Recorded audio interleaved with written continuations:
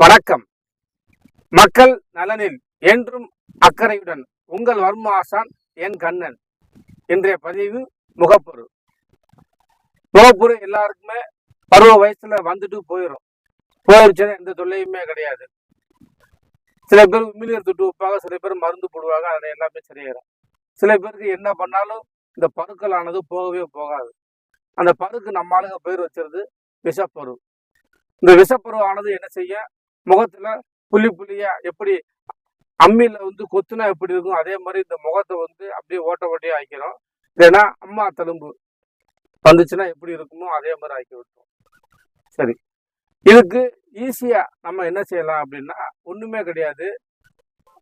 இந்த மாசம் வேப்பம் பழம் வரும். அந்த வேப்பம் பழத்துல இருக்கிற அந்த சதையை மட்டும் அப்ளை பண்ணி காய விட்டுட்டு முகத்தை கழுவுனீங்கன்னா இந்த பருக்கெல்லாம் அழிஞ்சு போயிடும்.